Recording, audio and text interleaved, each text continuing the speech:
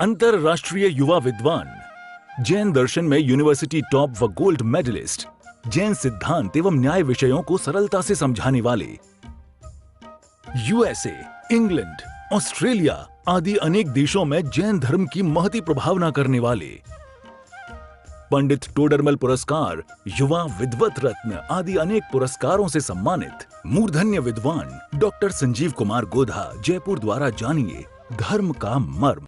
इस कार्यक्रम के प्रायोजक हैं श्रीमती संस्कृति जी गोधा के नाना जी एवं नानी जी, स्वर्गीय श्री राजमल जी गोधा, श्रीमती भंवर देवी जी गोधा, लवाण, जिला दौसा, राजस्थान। नमो अरिहंताणम, नमो सिद्धाणम, नमो आयर्याणम, नमो उवज्जायाणम, नमो लोई सव्यसाहूणम। ओकारं बिंदु संयुक्तं नित्यं ध्यायन्ति योगिनः, कामदं मोक्षदं चैव ओंकाराय नमो नमः। अविरल शब्द घनो प्रक्षालित सकल भूतल मल कलंका, मुनिभिरुपासित तीर्था सरस्वती हरतु नो दुरितान्। अज्ञानतिमिरान्धानां ज्ञानाञ्जन शलाकया चक्षुरुन्मिलितं येन तस्मै श्री गुरुवे नमः। श्री परम गुरुवे नमः, परम्पराचार्य गुरुवे नमः। सकल कलुष विध्वंसकम श्रेयसाम परिवर्धकम धर्म संबंधकम भव्य जीव मन प्रतिबोधकारकम पुण्य प्रकाशकम पाप प्रणाशकमिदं शास्त्रम श्री संयम प्रकाश नामधेयम। अस्य मूल ग्रंथ कर्ता रहे श्री सर्वज्ञ देवास्त उत्तर ग्रंथ कर्ता रहे श्री गणधर देवा प्रति गणधर देवा तेषां वचनानुसार मास आचार्य श्री कुंद कुंदामनाय आचार्य सूर्य सागरेण विरचितम श्रोतारः सावधानतया शृण्वन्तु। मंगलम भगवान वीरो मंगलम गौतमो गणी, मंगलम कुंद कुंदाद्यो जैन धर्मोस्तु मंगलम। सर्व मंगल मांगल्यम सर्व कल्याणकारिकम प्रधानम सर्वधर्माणां जैनम जयतु शासनम, जैनम जयतु शासनम, जैनम जयतु शासनम। संयम प्रकाश नाम का यह ग्रंथ है। बड़ी सुंदर चर्चाएं, एक एक विषय हृदय की गहराई में उतार देने के लिए है। एक एक शब्द बहुत गंभीरता से निकल कर के सामने आया है। मूल आगम ग्रंथों के प्रमाण प्रस्तुत किए हैं। पहले ऐसा लग रहा था जैसे द्रव्य संग्रह पढ़ा रहे हों, अभी इन दिनों ऐसा लग रहा है जैसे रत्नकरण श्रावकाचार पढ़ा रहे हों। जगह जगह ऐसे प्रकरण आए हैं जिन प्रकरणों में विषय को अत्यंत गहराई से स्पष्ट किया गया है। बहुत ही सुंदर प्रकरण है, मार्मिक विषय है। 68 नंबर का पेज, सम्यक दृष्टि ज्ञानी जीव के अंगों की चर्चा चल रही थी। सम्यक दृष्टि के कितने अंग होते हैं, तो कहा भैया सम्यक दृष्टि ज्ञानी जीव के 8 अंग हैं। निशंकितपना माने शंका नहीं होती, शंका नहीं होती तो डर नहीं होता, शंका नहीं होती तो भय नहीं होता। किस बात की शंका है? जो होना है सो निश्चित है, केवल ज्ञानी ने गाया है। किस बात से डरें, किस बात का भय हो? इसलिए निशंकित रह करके वे निर्भय रहते हैं सम्यक दृष्टि ज्ञानी जीव। तत्व की बातों पर भरोसा रखते हैं। जिन वाणी की बातें पूरी तरह से ग्रहण करने में आती है, जिन वाणी की बातें जिन वच में शंका नहीं धारण करना, जिनेंद्र भगवान के वचनों में रंच मात्र भी शंका धारण नहीं होती, ऐसा है। जिन वच में शंका न धार। फिर निशंकित के बाद निकांक्षितपन की चर्चा भी हुई, और कल हमने काफ़ी बातें आपसे निकांक्षितपने के संदर्भ में देख ली, और कितने सुंदर बातें कही थी। सम्यक दृष्टि जीव को कांक्षा इसलिए नहीं होती क्योंकि सम्यक दृष्टि जीव निरंतर इस बात का विचार करता है कि ये सांसारिक सुख ये वांछा करने योग्य है क्या?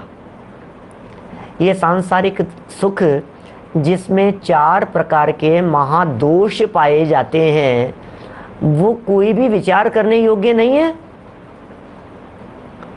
कोई भी कांक्षा करने योग्य नहीं है, इच्छा करने योग्य नहीं है, तमन्ना रखने योग्य नहीं है।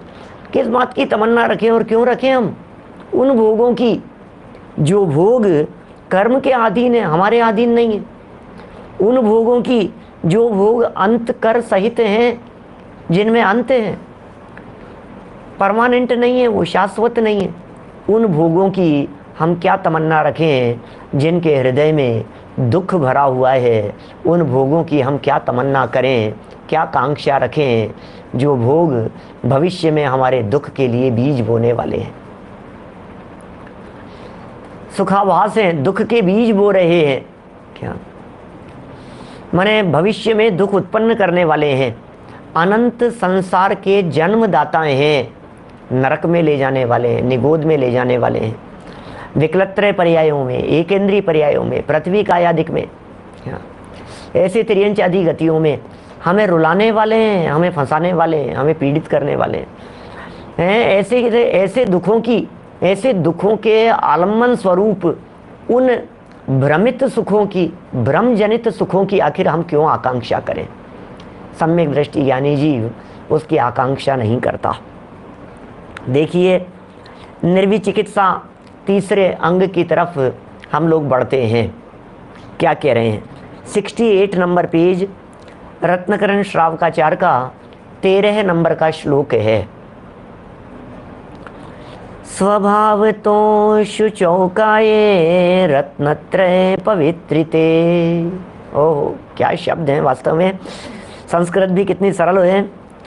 निर्जुगुप्सा गुण प्रीतिर्मता निर्विचिकित्सिता।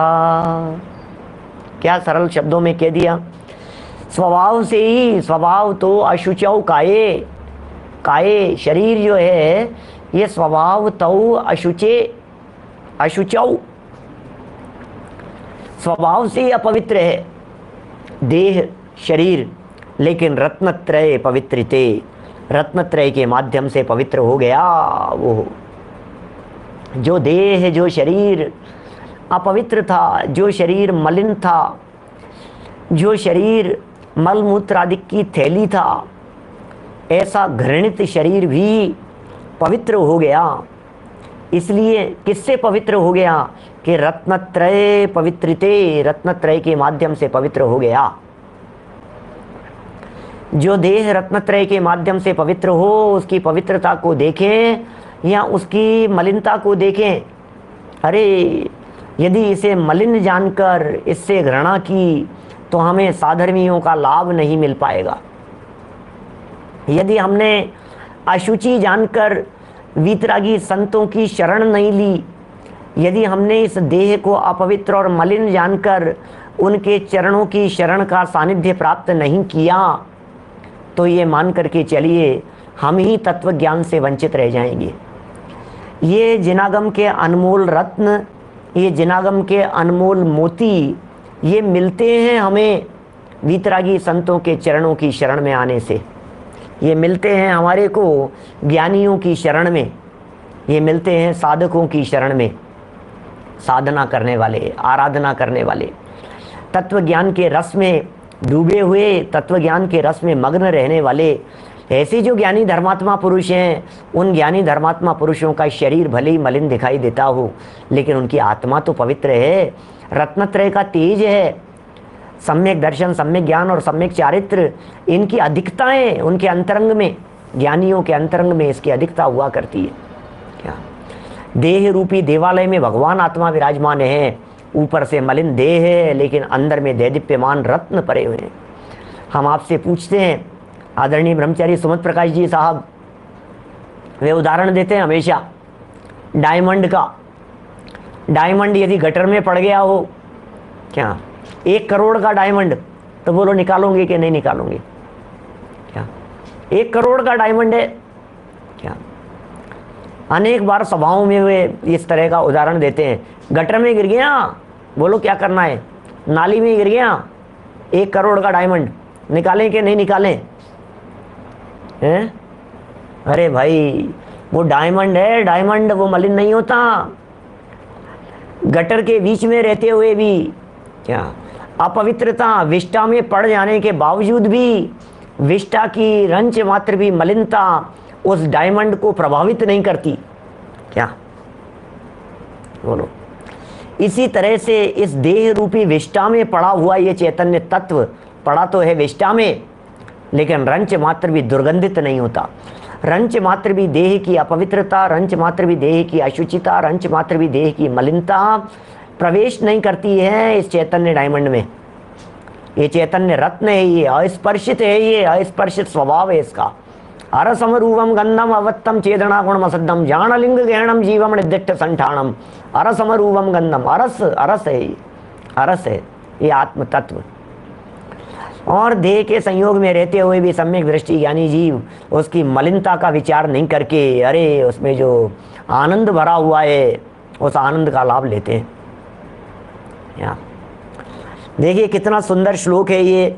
निर्विचिकित्सा, विचिकित्सा का अर्थ होता है घृणा, घृणा, ग्लानि। विचिकित्सा अपोजिट कर दीजिए, निर्विचिकित्सा, घृणा नहीं करते। ओह, मुनि तन मलिन न देख घिनावे, तत्व को तत्व पिछाने। मुनि तन मलिन न देख घिनावे, मुनि राजों के मलिन शरीर को देख करके घृणा नहीं करता क्या? मुनि राजों के मलिन शरीर को देख करके घृणा नहीं होती, क्योंकि शरीर मलिन है, पैकिंग गंदी है, माल अपवित्र नहीं है क्या? है ना, थैली, थैली की बात करते हैं ना कई बार क्या? थैली की चर्चा करते हैं ना, बंटवारे करने हो और डायमंड लेकर के आए हो, पिताजी सारी संपत्ति को बेचकर खुद संन्यास ले रहे हो, खुद दीक्षा ले रहे हो, जितनी संपत्ति थी पूरी को बेच करके बेटा मैं डायमंड ले आया, 2 बच्चे हैं और दोनों में बंटवारा करना है। बॉक्स एक ही है, रत्नों का बॉक्स एक ही है, अब क्या करें? बॉक्स तो एक ही को मिल सकता है, रत्नों के बंटवारे तो कर लिए। 100 रत्न लेकर के आए थे, 50 तुझे दे देंगे, 50 तुझे दे देंगे, कोई बात नहीं। अब बॉक्स किसे देवें? किसी को भी दे दो पिताजी, क्या फर्क पड़ता है? तो दूसरे को जो 50 देंगे वो किस में देंगे? ये किसी में भी दे दो, क्या फर्क पड़ गया क्या? थैली में दे दो, किसी भी चीज में दे दो। अरे थैली भी नहीं मिल रही है, एक मिली है बेटा लेकिन बहुत गंदी है, कोई बात नहीं पिताजी, कोई बात नहीं। क्या? उस गंदी थैली में रखे हुए 50 डायमंड, बहुत बहुमूल्य, बहुत अच्छी साइज के, ए ग्रेड के हैं, ऐसा जो उसका ग्रेडिंग जैसी भी होती हो, और अभी एक में 50 है और दूसरे में 50 है। बोल तुझे कौन सा चाहिए पिताजी? कोई भी। तुझे कौन सा चाहिए पिताजी? कोई भी थैली।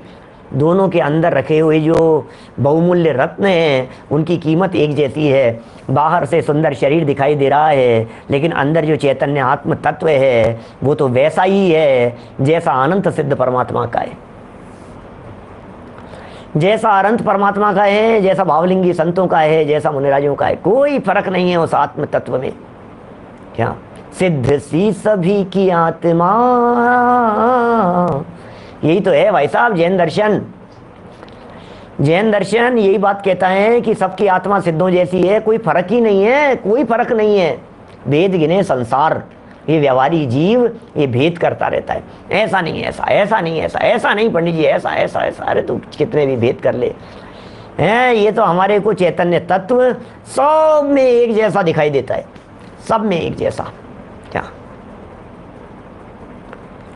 सोचो जरा कहता क्या है जैन धर्म, बड़ी मुश्किल से पाया है मानव जन्म। सिद्ध सी सिद्ध सी सिद्ध सी सभी की आत्मा, सिद्ध सी सभी की आत्मा। क्या? आपकी आत्मा भी सिद्ध जैसी है। मुकेश विनायका जी बोलो, आपकी आत्मा भी सिद्ध जैसी है। अजमेरा जी साहब आपकी आत्मा भी सिद्ध जैसी है। धर्मेंद्र जी आपकी आत्मा भी सिद्ध जैसी है। हमारी आत्मा भी सिद्ध जैसी है। क्या फर्क है?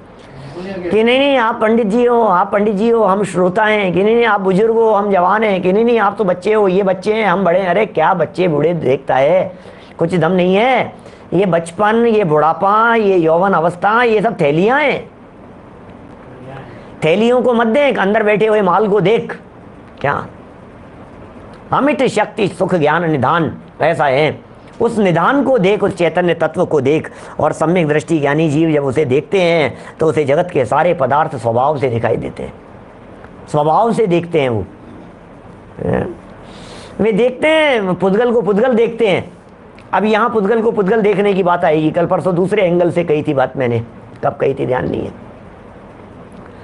यहाँ कह रहे हैं अब वो विष्टा भी देखता है तो उससे घृणा नहीं करता है।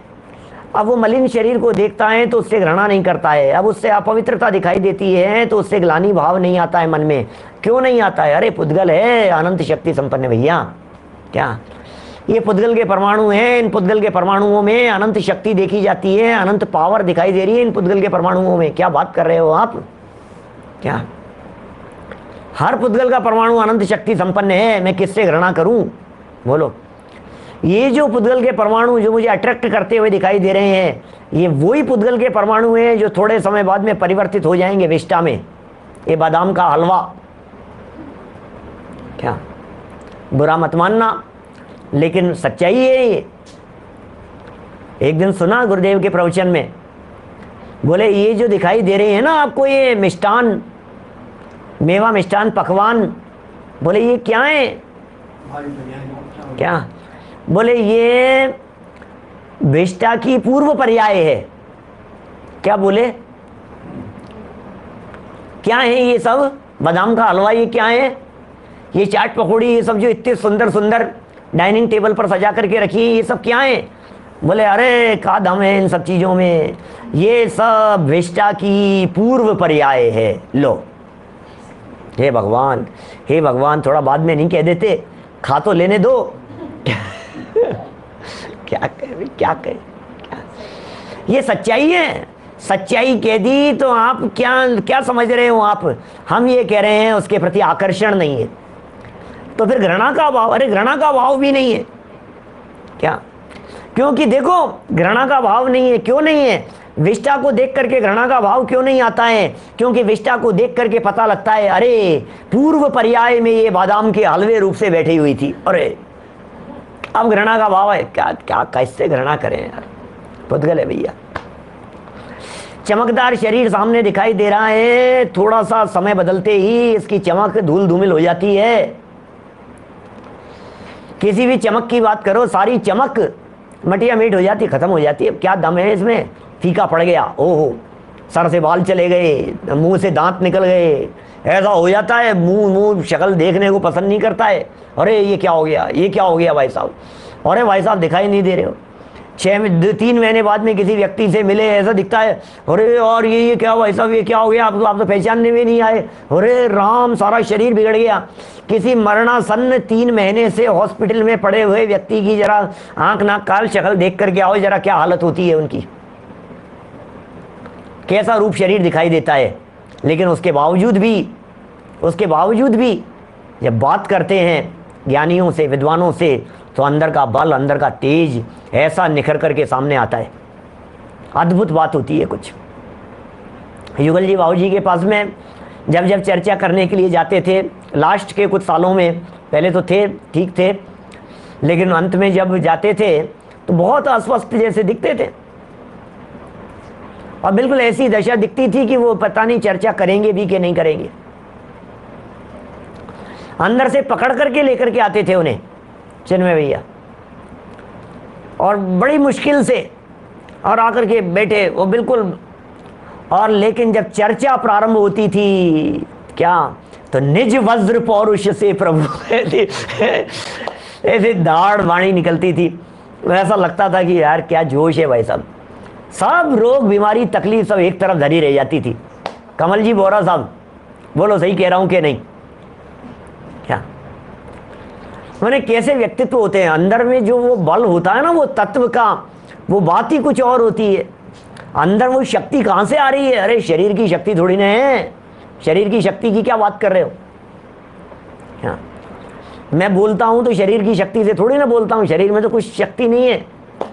शरीर तो सामने खड़े हुए व्यक्ति देखे तो कहे यार आप इतने कमजोर हो, आप हैं, बहुत कमज़ोर हो, कि कोई बात नहीं, कमज़ोर सही, लेकिन जब अभी बैठेंगे ना तो सारी कमज़ोरी, एक तरफ कमज़ोरी गायब हो जाएगी और फिर वो जो पावर है, ये इस तत्व की पावर है। कुल मिलाकर के बात ये, बात ही गजब की है जी। हम क्या बात करें, क्या बोलो, घंटे 2 घंटे कब चर्चा में निकल जाते थे उनके साथ में, पता ही नहीं लगता है। ऐसा है। क्या कह रहे हैं ये, मल मूत्र रुधिर, अर्थ पढ़ रहे हैं, अर्थ नीचे देखिए, मल मूत्र रुधिर मांस आदि से भरा हुआ भी, ओहो, मल से भरा हुआ, मूत्र, मांस, मज्जा, शरीर की स्थितियां, इन सब से भरा हुआ भी जो मुनि आदि का शरीर रत्नत्रय को धारण करने से पवित्र हो गया। अरे सुंदर शरीर हो और रत्नत्रय विहीन हो तो क्या दम है उसमें, कितने टके बढ़ते हैं, क्या क्या लेना देना है उससे। सोचिए, अत्यंत सुंदर शरीर, अत्यंत सुंदर शरीर। अरे जगत में भी सुंदर शरीर की कीमत नहीं होती, जगत में भी गुणों की कीमत देखी जाती है। क्या सुंदरता बहुत हो लेकिन गुण रंच मात्र भी नहीं हो तो क्या करें उसका, क्या किस काम की है वो सुंदरता। माने उस सुंदरता की कोई वक़्त नहीं है। क्या माने सुंदरता नहीं, गुण देखे जाते हैं, क्या सरलता देखी जाती है। अष्टावक्र की चर्चा आती है अपने यहाँ, कैसा व्यक्तित्व थे, विद्वान हुए हैं बहुत, न्याय शास्त्रों के प्रकांड विद्वान, अष्टावक्र नाम था उनका। 8 जगह से शरीर मुड़ा हुआ, जगह जगह से मुड़ा हुआ शरीर, और विद्वत सम्मेलन आयोजन रखा और राज दरबार में पहुँचे, कुछ लेट हो गए। राज दरबार लगा हुआ था, चारों तरफ लोग बैठे हुए थे, सभा में लोग बैठे हुए, और वे पहुँचे वहाँ, और पहुँचने पर फिर क्या हुआ, पूरी सभा हंस पड़ी। बोलो, पूरी सभा हंस पड़ी उनके शरीर को देख करके। आप सोच, मतलब कैसा शरीर होगा, मैं एक्टिंग नहीं कर सकता, मैं आपको बना करके नहीं दिखा सकता, माने वो क्या होगा, किस तरह का, 8 जगह से मुड़ा हुआ शरीर